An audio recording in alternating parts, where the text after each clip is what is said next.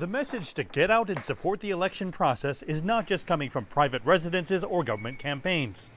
The group Civic Alliance has teamed up with nearly 150 companies to not only ensure employees find the time to vote, but also to recruit them to serve as poll workers. Silicon Valley's gotten into the act too, with companies like Facebook, Apple, Twitter, and Uber all announcing they'll offer paid time off for employees to vote and to staff polling stations. We know that poll volunteers who are helping at the polling sites, are desperately needed. And it's difficult sometimes to get those volunteers and to get those workers.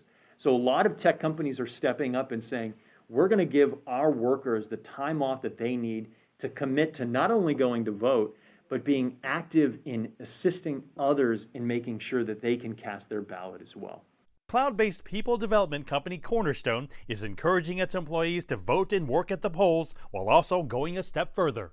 Through its initiative Educate Your Vote, employees can carve out 2 hours of their workday to learn about the issues on their ballot before they vote.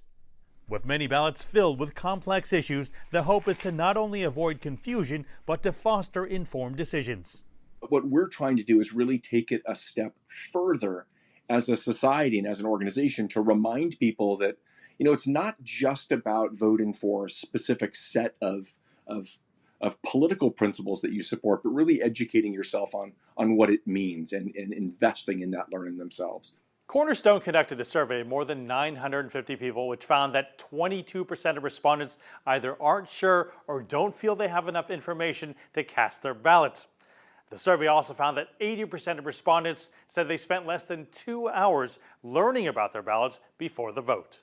While lower voter turnout may have been a piece, the core driving principle of what we're trying to accomplish here is let people know that part of this obligation about learning is not solely about developing the skills that you need to be effective at work, but a lot of people talk about, what does it mean to bring your whole self to work?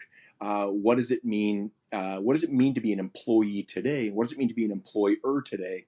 With employees in 34 countries, Cornerstone also says the initiative extends globally to anyone who wants to take the time to learn more about the issues in their area before casting their vote.